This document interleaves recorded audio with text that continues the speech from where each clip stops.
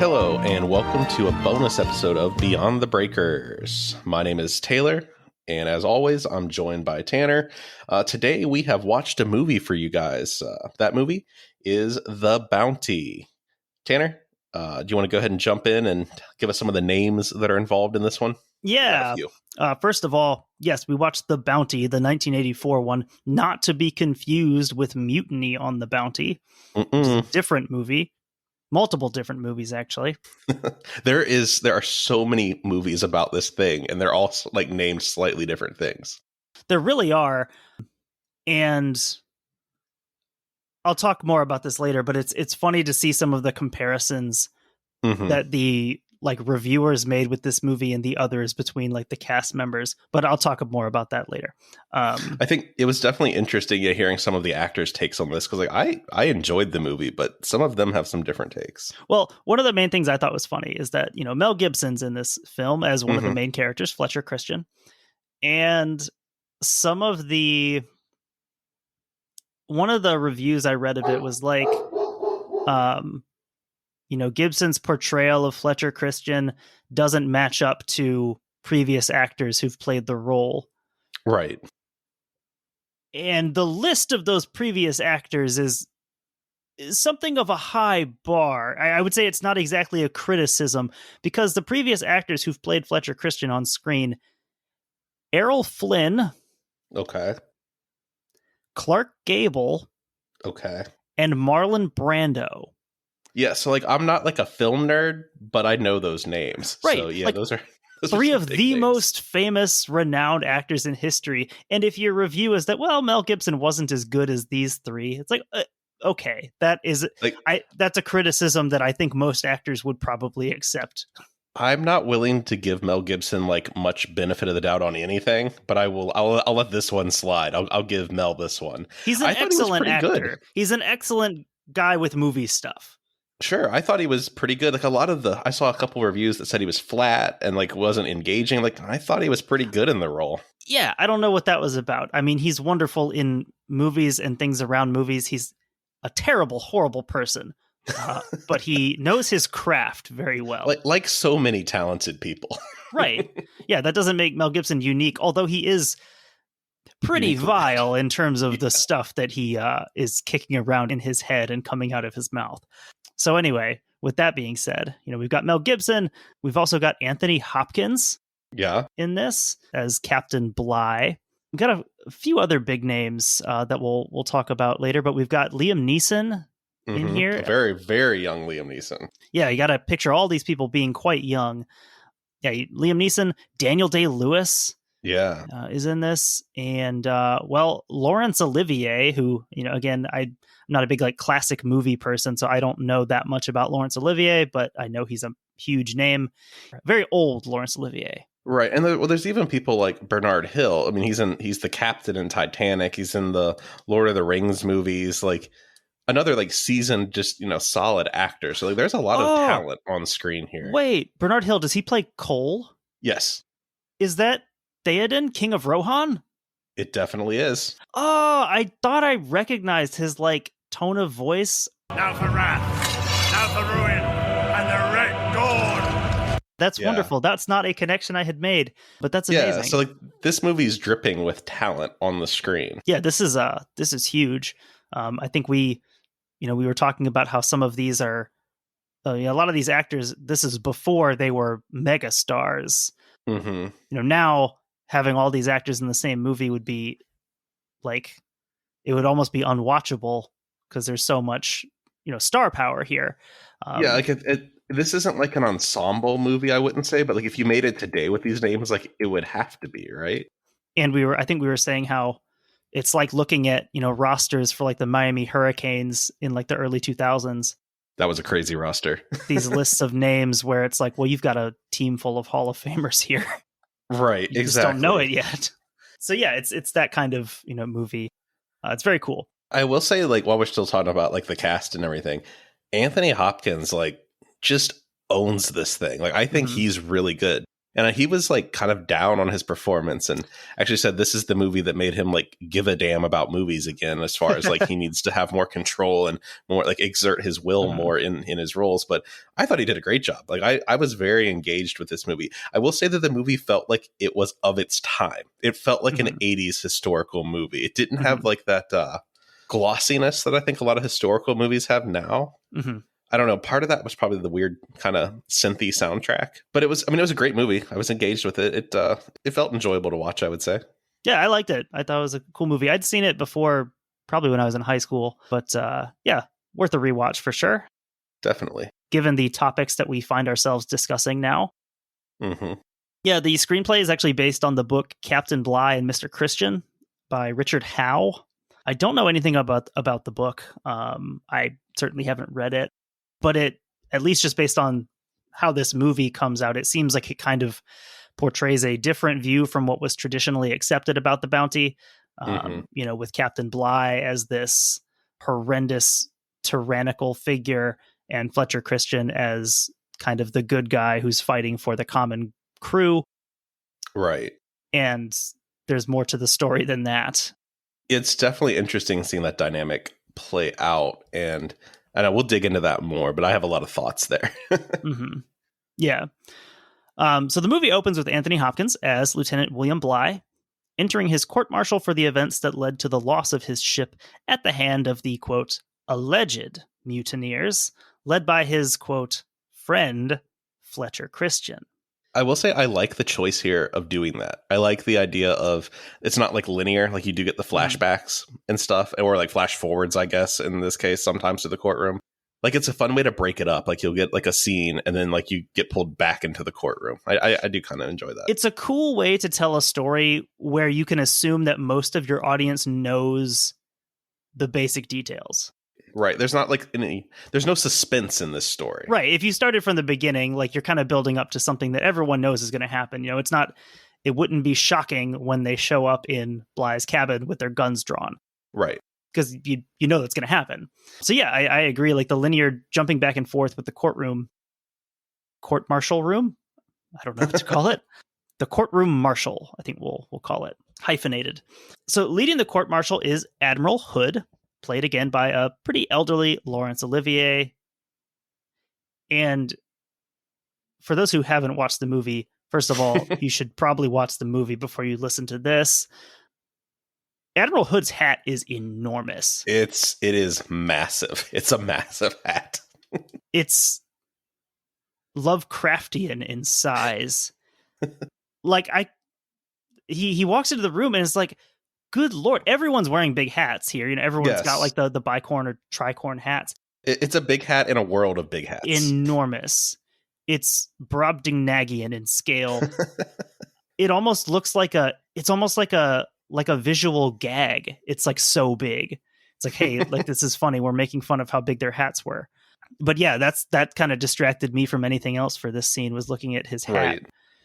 Right. So we see the scene where it kind of cuts back to before the voyage, and Bligh is pitching the idea of the trip to Fletcher Christian, who is played by Mel Gibson.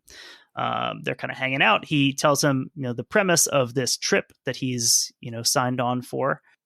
And he tells him about this mission. Their mission is going to be to carry breadfruit pods from Tahiti to Jamaica. I just think it's interesting, like how mundane this mission actually is, like sounding today versus like this being exceptionally exotic at the time. And they kind of gloss over this. Like they do explain why they're doing this. If I remember correctly, breadfruit was a big deal, like when it was kind of discovered, for something to bring to the West Indies, because it was something cheap you could feed slaves. It's more of a like just how big the trip seems, whereas today right. like this wouldn't be notable in the least. Exactly. You're like just looking for cheap stuff to feed slaves. So like there's this exploitation all the way down here. I still don't know exactly what a breadfruit is. I looked it up. I think it's in the same family as like jackfruit. That doesn't help me a whole lot. I know it shows up as a lot of the meat substitutes at some of the more trendy places. Oh, it's in the mulberry family. Apparently it's very nutritious. So from the outside, it looks like something that would be very flavorful. I don't know if it is. I don't think it is. I think it's kind of used as almost like a chicken substitute. Like you can kind of make what you will of it. Feel free to correct us if you happen to consume these type of things, because we don't know. Its name is derived from the texture of the moderately ripe fruit when cooked, similar to freshly baked bread and having a potato-like flavor. Okay. So yeah, it can. I guess you can kind of do a lot with that. Then you can adapt that to whatever you need. Biting into what you think is an apple, and you get a potato. So we're talking about breadfruit here. And that is the mission. And kind of as you just pointed out, Fletcher Christian here says, a greengrocer's mission. So even he's not super enthused by the idea of sailing around the world for breadfruit. Right. And this is kind of a big scene because this was the first of the movies to portray this previous relationship between the two before they were on the bounty together, showing that they had been friends. You see in this scene, this doesn't look like, a ship captain addressing a subordinate. This is two buddies talking, basically. I feel like I'd like to have seen them develop that more. And I feel like if this movie was made today, it would have been.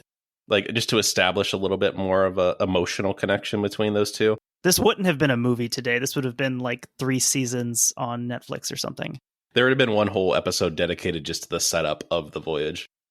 Fun fact, actually, I read the IMDb. This was originally supposed to be 2 parts to the movie, and then it was supposed to be a miniseries, and then you got what we have in front of us. It would have come on one of those really cool VHS boxes with the 2 VHS tapes in it where it stops halfway through and you have to switch. Uh-huh. It definitely would have. We missed out there.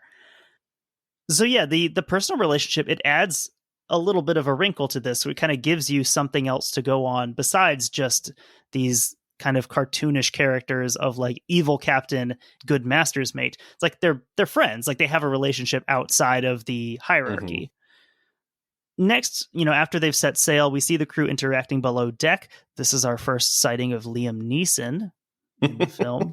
I loved this scene. It was so good. I loved getting to see Liam Neeson show off his special set of skills.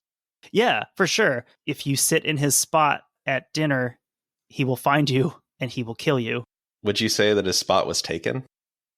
God damn it. So yes, he plays the rather surly and confrontational Churchill in this, which is interesting. Again, it's a young Liam Neeson, so this is before he's sort of cast as any particular type of actor. But it's weird seeing him play a character like this, who's so angry and impulsive and just right. It's definitely not the type of character we're used to seeing him play. But yeah, it's very fun to watch that. It is. This is also, we get to see Barry Dransfield on screen as the ship's musician. This is very cool. So if you, like us, enjoy folk music, you might know the name Barry Dransfield or have heard the voice. If you've got something like a Dubliners Pandora station, he's usually one of the first to come on. Really just a great singer, great musician. We really enjoy listening to. So it's cool to see him on screen and see him doing his thing in the context of this historical movie. It was so fun to see him with his little glasses on and everything, like in all the scenes. It was kind of a good, like, it wasn't comedic relief, but it was almost just a little, it lightened the mood in certain scenes. You know what I mean? There's a scene later where you sort of see it playing the role almost of like a Greek chorus in a play where you have the action happening on screen. And then in the background, you have this song, which on the one level is just music. There has to be, some background music. But then if you listen to, the songs he's singing, the lyrics he's using, a lot of it is very foreshadowing. Right. Also, one of the cool things about Barry Dransfield, you get to see it in this, is his style of playing, his style of holding the violin. He'd hold it against his chest instead of under his chin. That was interesting. I was wondering about that in the thing, like in the movie. Like I didn't know if that was just kind of a choice for the movie or if that was actually something that was going on. I think it's just because it made it easier for him to sing while he was playing violin. That makes sense. Because I imagine if you have a violin tucked under your chin, you can't probably sing very well. So I think it's just something he developed so he could do both of his talents at once. Our next section here is called Rounding the Horn. Don't do it. So the decision here, to explain a little bit, they're sailing from England. So they're going to sail west across the Atlantic. And, Bligh wants to go down around Cape Horn, around South America to Tahiti. And then he wants to continue west and then up to England. His goal is to circumnavigate the globe. He says, while they're doing this, what we could say is kind of a mundane task, he wants to do something cool and circumnavigate the globe. I imagine that lets him kind of have a little badge of honor, amongst like other, officers in the Navy and stuff. It's not something that everyone has done, obviously. Yeah, it's kind of cool seeing that aspect introduced of, yes, he is trying to do his duty, but at the same time, he wants a little bit of personal glory for himself. Yeah, there's definitely like a little vanity there. Which, again, obviously is painted as glory for the whole crew. But as we can see from, look at, like Magellan, everyone thinks about Magellan circumnavigating the globe, and he didn't even complete the journey. Right. I think it was Sebastian Elcano, who technically was the captain when that happened. And we remember his name more than Elcano. Exactly. So, yeah, of course, he's, doing it probably for personal glory.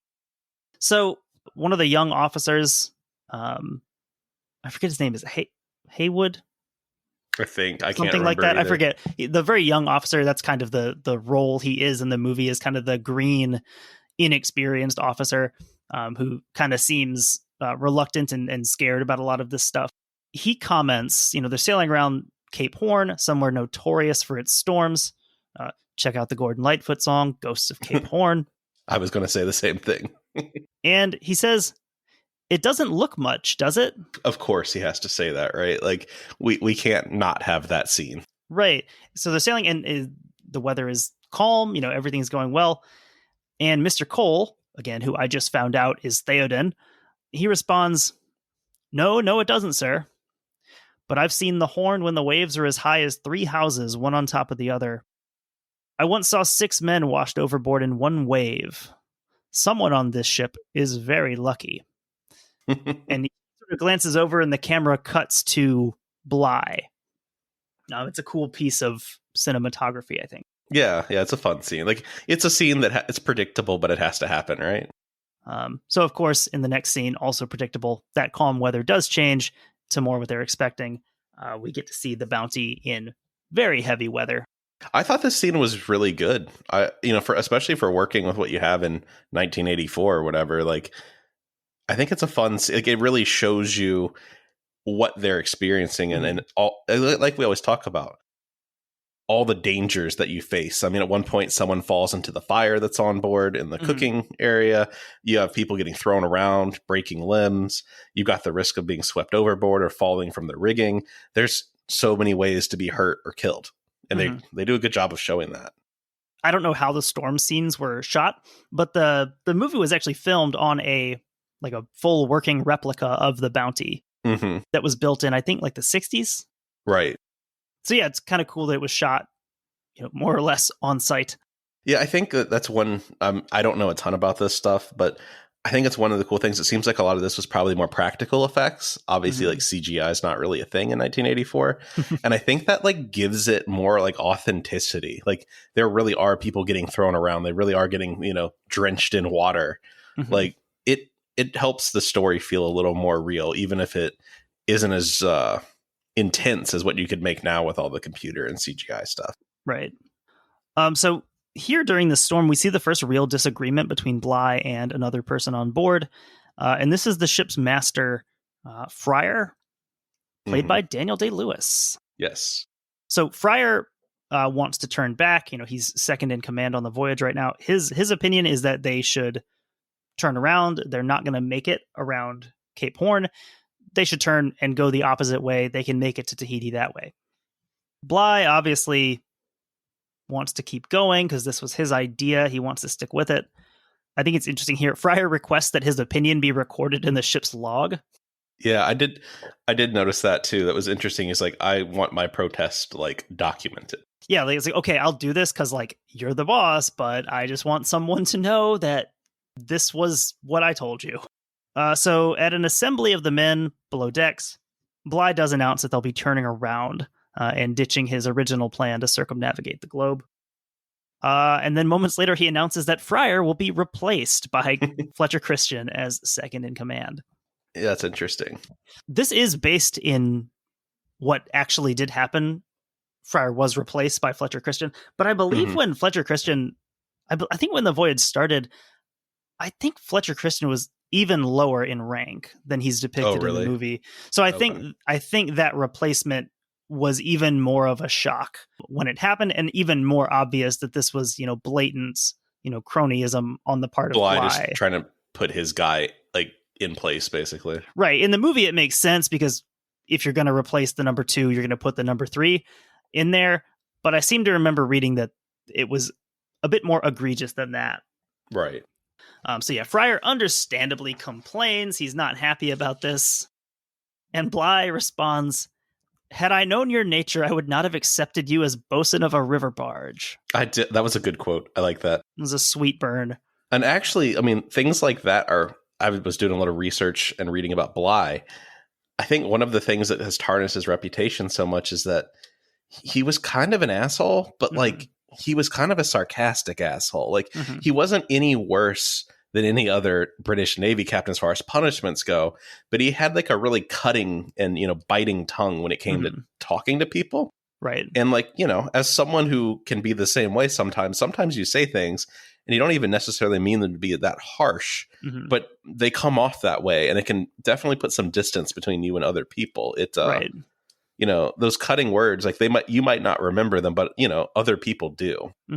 I think in any sort of both management and teaching, so much of what you are able to do hinges on how you say things, and even just down to the tone that things are said in. And yeah, I think that's a good job showing it here of, him definitely sort of going out of his way to insult people. Yeah, I think we had like a really good talk before we started here today. Like, as you in the classroom and me in a management environment, you do sometimes you have to be careful. And we talk about how much we identified with Bly in so many of these situations where what do you do? When do you put your foot down? When do you let things go? And how do you get out of some of these situations with both sides letting having a little dignity at the end? Right. So soon we see that one man has died after the struggle to round Cape Horn. They do the little ceremony. They wrap him in a Union Jack. I guess they probably don't have that many flags on board, but when they had him, I expected the Union Jack to go in with him, but he like slides out of it and it's just the body that goes in. Yeah, that was a little jarring, actually. I know exactly which scene you're talking about. As soon as it happened, I was like, oh, they probably only have the one that they can use for this. That's the funeral flag. Everyone gets the same funeral flag. Yeah. While this is happening, Bly is doing a voiceover, and he blames the death on the drunken surgeon's neglect. I feel like there's a little foreshadowing there. There is, and like at the time, that line sounds like, oh, obviously he's just trying to, dispel any blame from himself. But then like later you see like, well, like maybe. Yeah, and I wonder if that was an intentional choice, like looking back at it now, because you're almost wondering, is Bly, he's narrating this, like, is he even a reliable narrator in telling this story? Because you don't know at the time. Yeah. And then, later you see what the surgeon gets up to. You're like, yeah, maybe that is exactly what happened. So they arrive in Tahiti, and they are greeted very warmly by the Tahitians. Yes, they are. I think this is probably one of the more memorable scenes from the movie. Like one of the scenes I definitely remembered. Yeah, this greeting, this arrival. Probably because like when I watched it, I was probably a freshman or sophomore in high school. So like boobs, so many. Everywhere. And so I think that's why this scene probably stuck with me so much. So yeah, this was actually another one of this kind of innovative things from this movie compared to the others. This is the first one that shows Tahitian women going around entirely topless. Something you probably couldn't have gotten away with in the Clark Gable version, or the Marlon Brando. No, absolutely not. Or the Errol Flynn.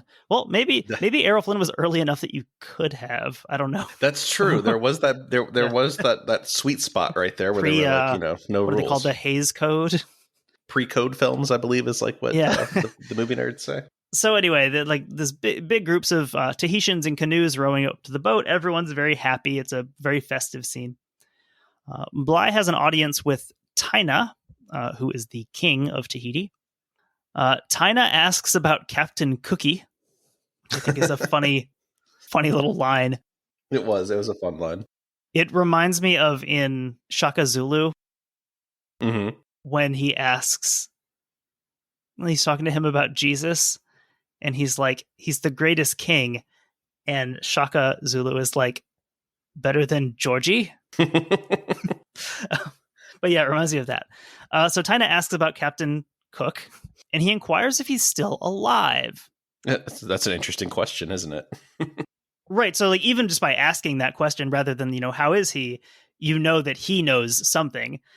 And Bly responds that he is. And I think Anthony Hopkins acts this so well in that even if you had no idea what had actually happened to Captain Cook, you can see from his kind of like jumbly response that like he is hiding something. Yeah, it's very obvious that all is not well.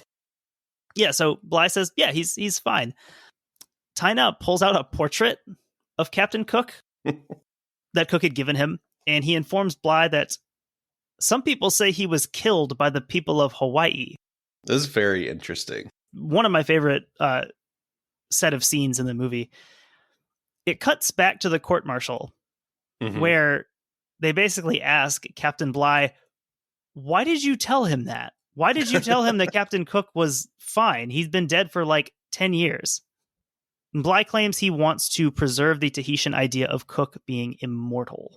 Yeah, that's so interesting. Like the idea, like I think what's interesting is Bly is not necessarily treating Tyna as an equal, but in that scene they're shown as equals in the sense that like Cook needs him on his side. Like he can't lose face with this guy because it's not going to end well. Right. And I think you described it really well of like, obviously none of the British people are actually thinking of Tyna as an equal. But yeah, like the scene very much shows it that way, where Tyna is the one who's surrounded by his retinue. He's the one who's sitting on a fancy chair with his advisors. And the British are very much in a supplicant position, trying to maybe weasel their way into some breadfruit by, bringing these gifts. And yeah, having to be careful about what they say and how they talk about what has actually happened to Captain Cook. And it's very interesting. That kind of comes back at the end of the movie, which we'll talk about, of what happens when you tell the truth.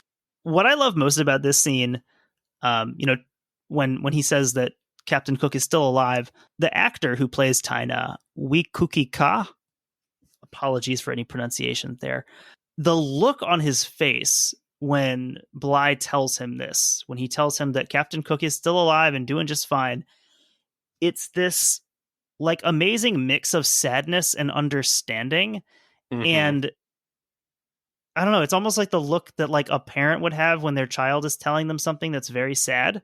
Yeah, there's a lot going on there. It's almost like that sad understanding of knowing like you're being lied to and like you could do something right now, but if you do that thing, then it's just going to be worse for your people later. It's almost like everyone knowing that it's just bad. Yeah, it's almost like, Tyna isn't fooled. He knows the deal, but he's sort of keeping up appearances, not for him, but for his people. He knows that if they find out maybe that their British hero, Captain Cook, has been killed, that it's going to do a lot of harm. So yeah, you see him kind of having to wrestle with this in his mind. He's his eyes are very expressive in this scene. Like he kind of gets it. He understands what Bly's doing here. We get to a celebration by the Tahitians that is very sexual in nature. Yes. And in this scene, Fletcher Christian establishes a relationship with a native woman who in the credits is named as Mauatua, but I don't... Is that ever mentioned on screen? I don't think that she's ever given a name. I don't think she's ever named. I know that she's referred to as like the chief's daughter. Yeah, so I'm not sure if that's actually given in the movie anywhere in dialogue. So Bly admits to the court-martial that he didn't really understand the depth of this relationship at the time. Talking about, hey, young guys in the Royal Navy, you go ashore, you hang out with native women, and you get back on the ship and you go home. Yeah, it's interesting. Like at first, this isn't considered like weird as far as them having contact with like the local women and that kind of thing. Like it's part of what you do as a sailor, right? It's if anything, it's one of the rewards of being a sailor. If you're coming at it from that point of view, right? It's what makes it worth it to be miserable for months at sea. Yeah, so he's talking about that, and Admiral Hood, he says, it takes more than an infatuated youth to make a mutiny. It takes a discontented crew. Fair enough. By the way, just throw in this little nugget here. The captain or the Admiral Hood that Laurence Olivier is portraying here is the Hood that the battle cruiser. The battle cruiser. HMS I was actually Hood. going to ask you that in the beginning. Yes, that is who the Hood was named after. We will do an episode on the Hood at some point. So Bly then states that the crew were content, but Fletcher Christian corrupted them. And then he's asked, what made them so easy to corrupt? And Bly says, I don't know. It was the place itself. So we have this depiction, of, Tahiti, the East, as a place that's just sort of inherently kind of like a hedonistic type of, like a Las Vegas almost type thing. Yeah, that's the word right? I'm Like, looking for. Kind of like there's not a lot of rules here, and who wants to get back on this ship and be miserable for months? It's an easy place to stay, especially in a day and time when you in theory could just disappear a lot easier. Like you can kind of see the call of that. Oh yeah, for sure. Next scene, we get to see a young Mel Gibson working shirtless. I think he's he's not chopping wood. He's like pounding some sort of peg into something. Like a post into the ground or something to build on. Yeah, I mean, crazy worldviews and such aside, Mel Gibson's really hot in this movie. Young Mel Gibson. Yeah, it's definitely it's a different take on the Moana story for sure. I don't remember this in the deleted scenes. He has his romantic scene with his Tahitian paramour. Next, it cuts to a scene with Tahitians and crewmen lounging on the beach. This is one of those scenes where the music's really important. So the musician, Barry Dransfield, is singing here. The lyrics that you can hear in the scene, he says, if I did sail beyond the sea, I'd take my pretty girl with me. And she would cook and care for me, and I'd be the pride of the king's navy. But alas, it is the law. I had to leave her on the shore. It's very interesting.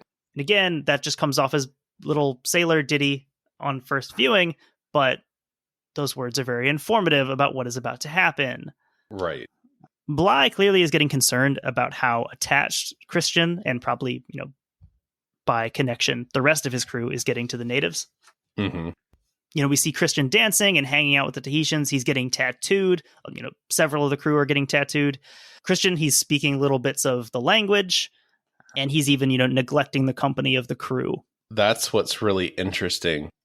I think what you have to remember is this is still like a military operation. And there's a reason that there's a lot of pretty harsh standards, and especially in the Navy.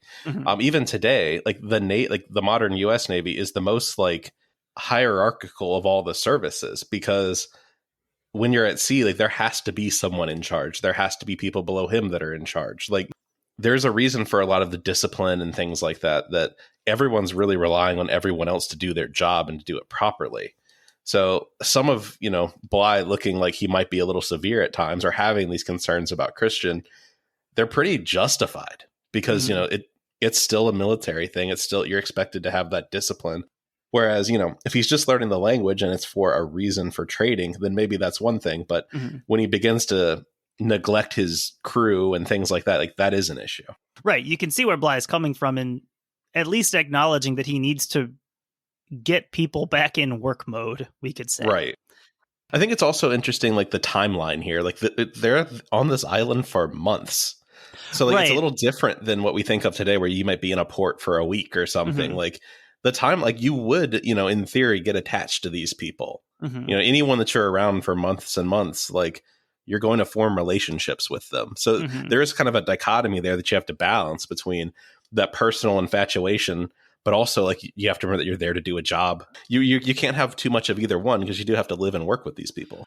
And it ties back into what you said and kind of what Bly says about the place, not saying that Tahiti is naturally a place that corrupts, but like you said, any place like this, that strict naval discipline has come about because of the environment, because of where you are and what you're doing. And when you attempt to keep that discipline up when it's outside of that kind of, pressure cooker, it doesn't work. Everything breaks down. Well, I think, it's like what we were talking about, where you're balancing things. And a lot, I'll ask myself a lot of times doing, if I'm working with an issue at work, is this worth spending that capital on? Is it worth, nailing someone to the letter of the law on something? Or is this something where we can let this go and we're okay? There's no reason to spend the capital I've built up with this person over some minor infraction. Right. It's there's a definite balance there. But also, if you do that too many times, as we see here, it's pretty hard to reel them back in.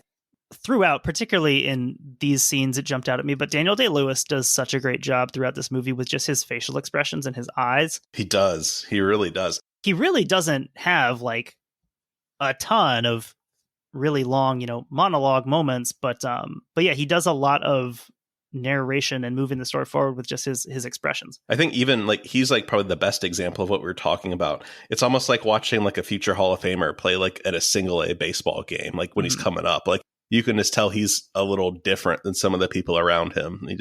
He's got that talent, that kind of almost unquantifiable talent. Like he's just got the moves. So at a dinner scene on the ship, we see Bly attempting to reassert some level of control. I loved this scene. This is a wonderful scene. Excellent. He's been on shore. He's been basically telling Christian, hey, you got to come back to the ship.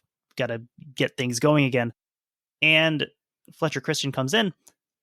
Bly stops him from sitting down. He asks why Christian has come to his table in a state of undress. He's also an hour and a half late, right? Unfashionably late. Which is funny because Bly made everybody wait. No one has eaten for an hour and a half. Like you can tell everyone's very annoyed that they've been sitting at this table for an hour and a half. They haven't even been allowed to have their wine. Mm-hmm. Christian explains that, he's not wearing his jacket because his tattoo hurts too much, which is one of those funny things. I feel like you see stuff like this, people posting stuff like this on Twitter, employees with bad excuses for things said, oh yeah, I can't wear my jacket to this formal dinner because I got a tattoo and it hurts really bad. Well, it sounds like Mr. Christian should have saved his PTO and used it a little better, hadn't he? So Bly, he asks about the progress of the breadfruit plants, and it's revealed. He asks, I forget who he asks, but he says, "Oh, I haven't checked them today, but yesterday they were doing well." And Bly is like, "Why didn't you check them today?" He says, "Well, Mr. Christian told me that every other day would suffice." And Bly says, "I want to be advised of their progress every day, Mr. Christian, unless, of course, you need the time to cover the rest of your body in pretty pictures." I love it, and I hate it at the same time that it sounds like the typical old person argument about quit being like, lazy and getting tattoos all the time. But also like in this specific scenario, like, yeah, you probably should be doing something else with your day. Like clearly they're okay with tattoos because so many other people have them, right? But he's going like beyond that. He's getting like not just like something on his arm or hand or something. He's getting like a full body, like more of a traditional tribal tattoo. Yeah.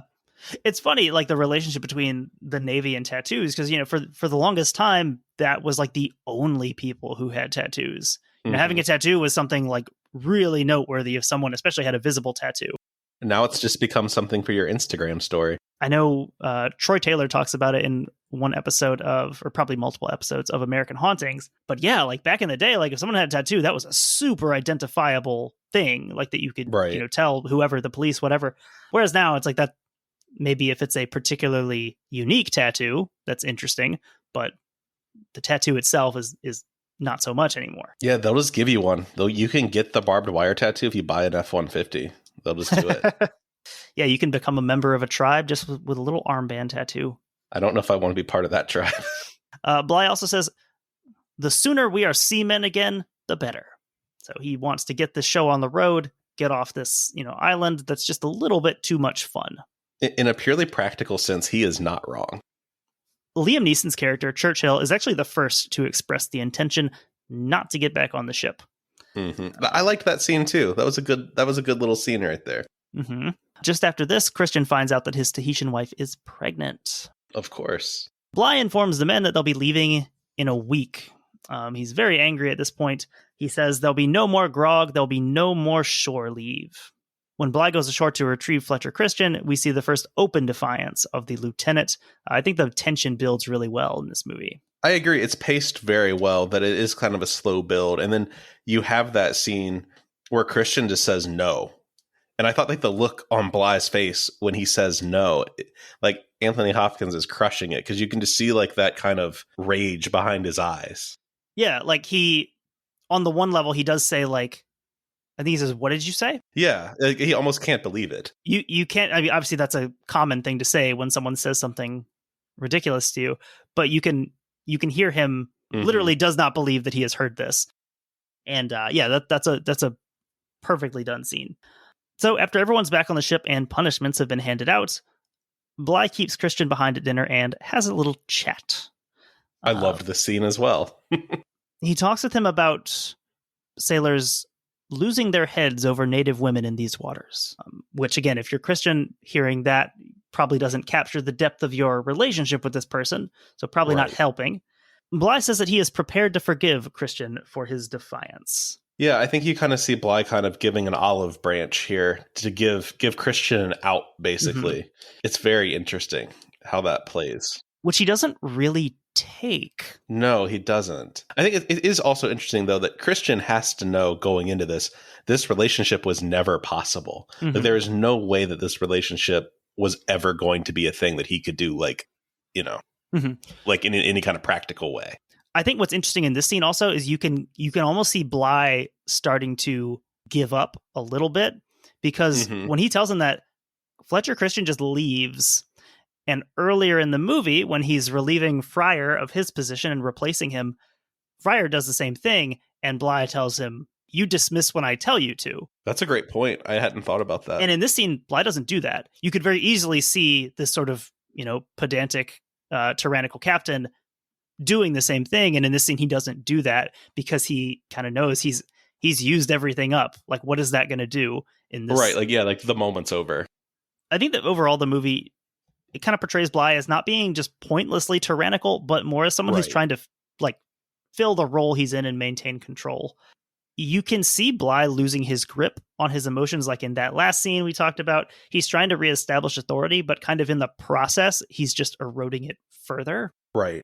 Yeah. So as a teacher, this is interesting because it's a lot of the same thing that happens in a classroom with a teacher who's too reliant on being the teacher and not enough on working with students from a more empathetic perspective. If your only way to control your classroom is the fact that you are the teacher, then you really don't have a great grip on what you're doing here. Exactly. If all your authority derives from, well, I'm the teacher, do what I say, that's not going to go very well. Because then you spend more time being a cop than being a teacher. You see similar things here. You talked about it with management, and you see the same things play out here. Trying to tighten the screws at the wrong time or with the wrong amount in the wrong style is just going to put you in a worse position. Yeah, I think it is that thing. Like if you think of it as like you build capital with people and then you spend capital with people. And if you're spending more than you're building, you're kind of authoritarian and just saying you need to do this because I said so. Versus in the way I look at it, I want to have enough credit with someone that when I tell them you need to do this, they're not going to question that because they know if I say it, it's important. Like, because I'm not harping on every little thing they're doing. I want that taken seriously. And I think you do see some of that earlier in the movie, going back to the scene where they cross the equator. They drag the officer behind the ship, kind of as tradition, right? And like, what is that but letting the crew have just a moment where for a minute they're, better than that officer. Like they've got something up on him. And also, it's worth mentioning, there's a lot of drag going on in that. There is.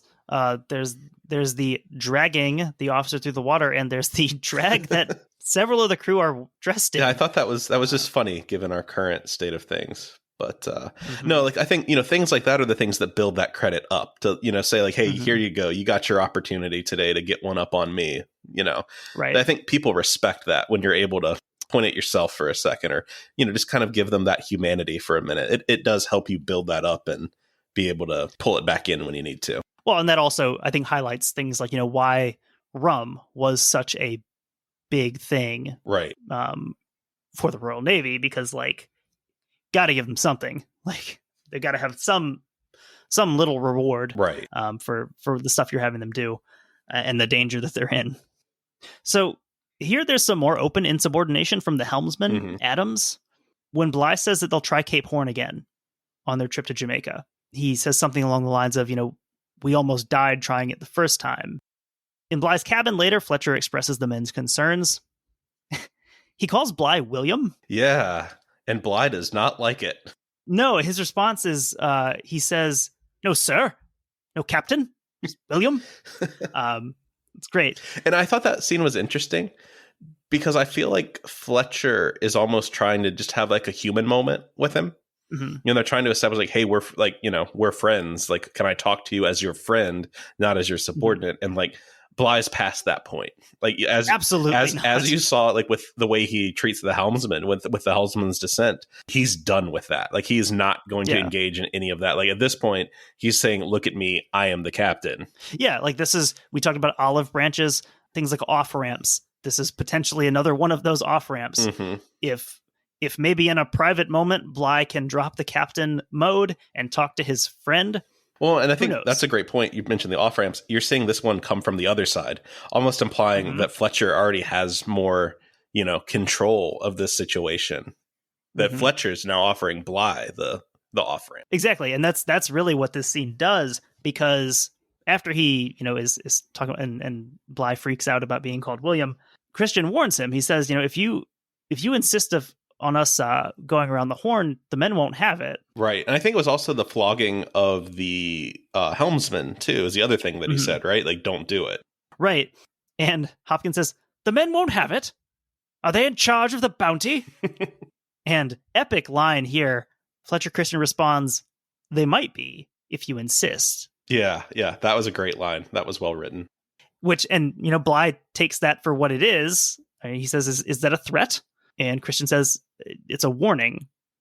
This is what's going to happen if you continue doing this. Yeah, I enjoyed every bit of that scene.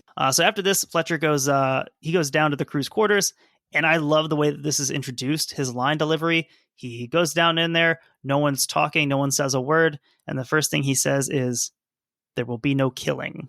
Yeah, that was great. I like that as the way to announce that the mutiny is on. And I think it's showing that Fletcher could have done more. Like he is still giving, he's pumping the brakes a little bit on this thing because the crew would have gladly done it. And honestly, he's probably risking himself a little bit. If he wasn't so valuable as far as navigation and stuff like that, what stops the crew from saying, well, we'll just kill you too? For sure. Yeah, so he's trying to do this in a controlled manner. The crew take the ship. They round up the officers and the men who aren't with them. The musician's still fiddling as Bly's men are, being, rounded up. I do like the callback where they make the some of the officers dance, which is a callback to what they do to the crew. I thought that was fun. Exactly. Yeah, I think the emotions here are done really well. And I know this was one scene I think that Mel Gibson sort of injected some of his personal flair into where it wasn't necessarily written into the script. So it's a very loud, chaotic scene. It's like an uncontrolled scene, and I think it's perfect. Like it captures that. Like it just feels out of control with them yelling back and forth at each other and being in each other's face. It doesn't feel fake. It feels very upsetting to watch it. You know what I mean? It's uncomfortable, as it should be. You've got the two different factions now, but they're very jumbled together because you've got like Liam Neeson holding Captain Bly in place. He's being very rough with him. Fletcher Christian, threatens him. He says that he's going to kill Churchill if he doesn't get his hands off of Bly. He threatens to kill Bly. He threatens to kill like 5 different people in this scene, all on like different sides for various different reasons. So you can really see his emotions flying back and forth because, he just, at this point, he just doesn't know what to do. There's no training for this. He says, I'm in hell. He's addressing Captain Bly here. Why are you being so damned reasonable now? I liked that. God damn your blood to hell with mine, sir.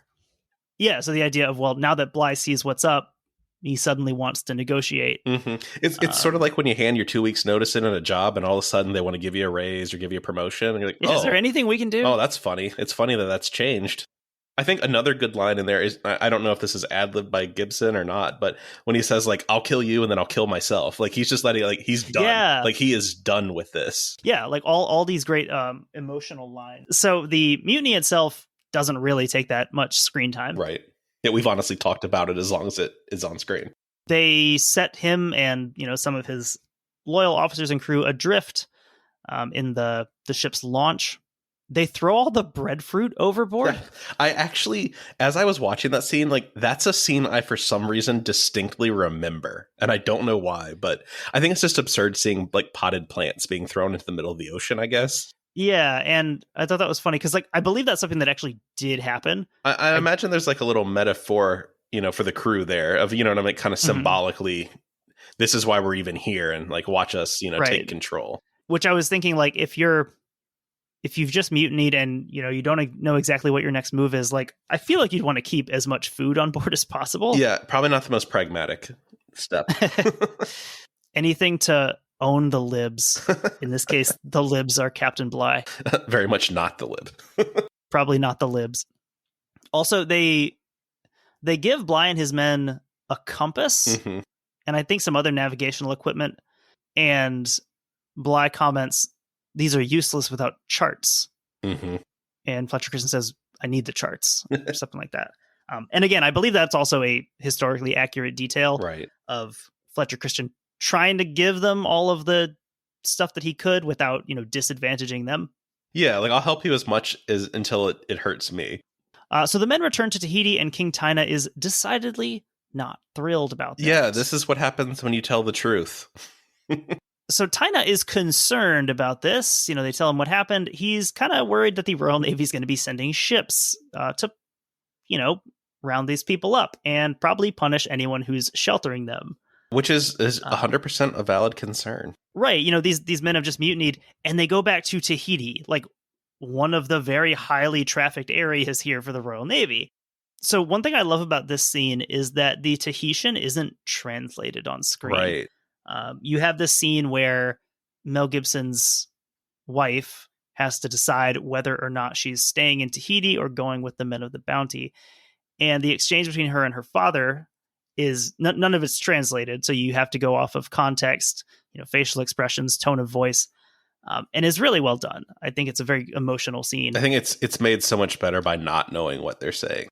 Yeah, I think, in this case, a subtitle translation would kind of cheapen the moment. And the highest compliment I can give it is I didn't even think about it as I was watching it. I was just in the moment watching the scene play out and didn't think that, I don't know what they're saying. Yeah, it's a wonderful scene.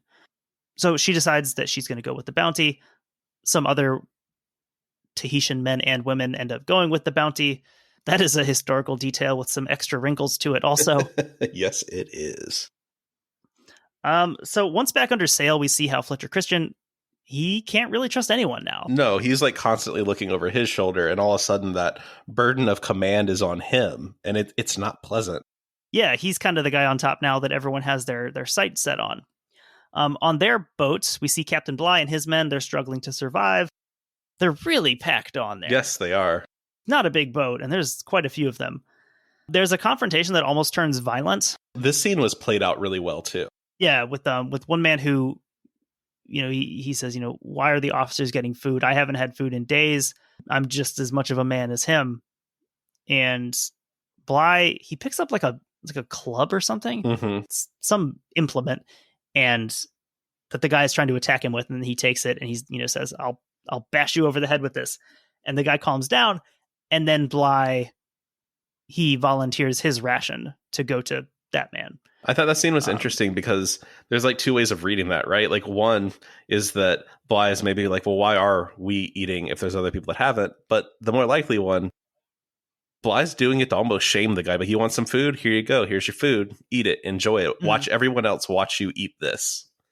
Like you can tell on the actor does a great job of showing that kind of almost shame, but also can you blame a guy for trying to survive? Like at that point, like it's awful all the way around. Yeah, and again, this is not like any significant amount of food. This is like a small scrap of like a seabird, seagull or something. Yeah, it's like a seabird that flew into the sail. But it also does establish that Bligh is in charge. And I think that's what's so important is that, him being a hard ass constantly has gotten him in trouble. But in this case, like no one's questioning that this man is in charge and like what he says goes. Right. So back on the Bounty, Fletcher proposes going to Pitcairn's Island, which if you know the story already, obviously this is a big name. Yes, that will jump out at you. He's talking to one of the other officers about the chart. He says, hey, there's this island on the chart. We could go there. The other officer mentions that every ship in the Royal Navy has this chart. Why would we go to this island? But he points out that, well, it was never actually like fully charted. They don't know exactly where it is. So we can find it on this line of latitude. We have a good place to go. Bligh and his men ultimately reach the Dutch settlement of Kupang, and he says he needs to report an act of piracy. Cutting back to the Bounty, they reach Pitcairn Island to the excitement of the men and women on board. There's a scene where they're standing on the beach, and we see the Bounty being intentionally set ablaze so that it it burns in the bay there. Back at the court-martial, Admiral Hood announces that Fletcher Christian was responsible for the mutiny and the loss of the ship, while Bligh himself is commended for his seamanship in command of the Bounty's launch after he and his loyal crew were set adrift. I mean, it was a great act of seamanship. It was, and actually he was commended for this. Like, very impressive to do this in a very small boat with no charts to get to where he was trying to go from where they were set adrift. Yeah, so that's kind of how the movie wraps up. We see the movie has kind of a happy ending for everyone. Yeah, yes, it does. And I'm going to shout out a few things in a minute if you want to learn more about what really happened. But it does imply that it's like a fairly happy ending. You know, Bligh is acquitted, and Mel Gibson gets to live with his hot native wife in peace on a luxurious island. Yeah, so the from a movie perspective, this is a happy ending for all people concerned.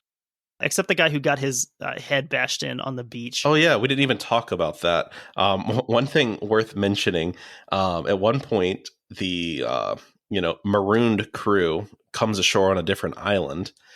And these natives are decidedly not as nice. What island? Do you remember what island it was? I think it was Tofua. These are very angry natives.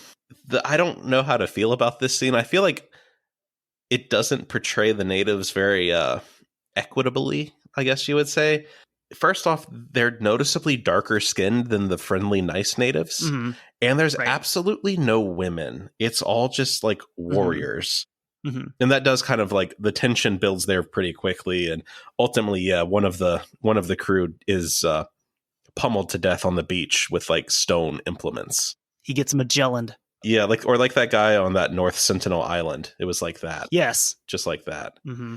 But that was definitely a depiction that I thought was pretty unfair in the movie, that the angry, screaming natives were all very dark-skinned. Yeah, they were definitely portrayed as more... savage, honestly, is the word that they savage. Yeah, I mean, the way the Tahitians are portrayed is very, aside from the way they're dressed, is almost European. Right. In terms of, comparing with the crew, whereas this is more of a portrayal like something out of, from a long time ago of how you would imagine, quote unquote savage natives being portrayed, all heavily painted, all wearing, very, heavily ornamented stuff. Yeah, it is a bit of an interesting scene, I guess, from that perspective. What else? Well, if you want to learn more about kind of the aftermath of this, the not so happy story, if you will, episode 192 of Lions Led by Donkeys, it's titled "The Bounty Mutiny and the Cursed History of Pitcairn Islands." Joe delves pretty deep into it. It's unpleasant. Trigger warnings for rape and incest, for sure, before listening to that one. It's not great. It's actually still not great in the Pitcairn Islands if you look into it. And he touches on some of that. But yeah, the legacy of the bounty is not necessarily a happy one for the people that mutinied. Yeah, with Pitcairn Island, I mean, it was uninhabited when they went there.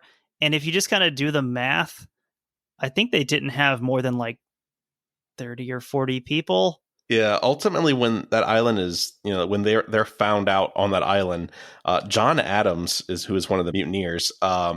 He is like the only surviving male on the island with like 7 wives and 23 children. So some stuff went down on that island in the meantime. Yeah, there is like an info card at the end of the movie. It talks about kind of a little bit of the aftermath, not too much detail. It does mention that I think it was like 18 years later, I think it was an American ship that just kind of stumbled upon Pitcairn Island and discovered these survivors. And that was when everyone found out what had happened to the bounty. And Fletcher Christian, it seems most likely that he was murdered. That's what it sounds like. In a scuffle. Some things say that it was possibly suicide. It just seems like a bad place to be overall. Long story short, it quickly fell apart on class and racial divides. The natives were expected to do all the work. Shocker.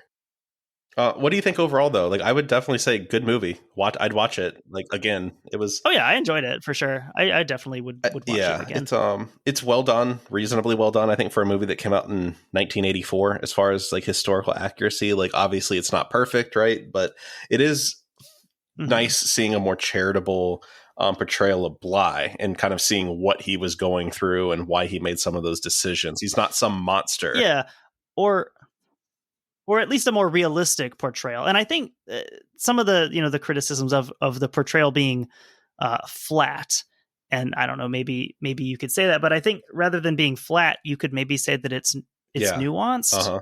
Like, these aren't caricatures of good and bad. This is people who all probably could have made better decisions.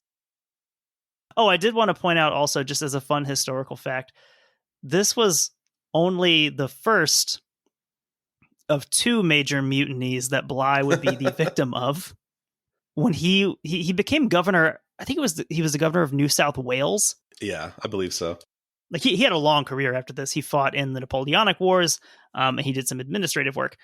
And he was involved in something called the Rum Rebellion, where when he became governor, he came in and tried to clean up the kind of the black market barter system that was kind of going on. One of those involved using liquor as payment for goods. He didn't want that to keep going, so he tried to stop that. He ended up getting put under house arrest by the military that was stationed there until they were able to send a new governor.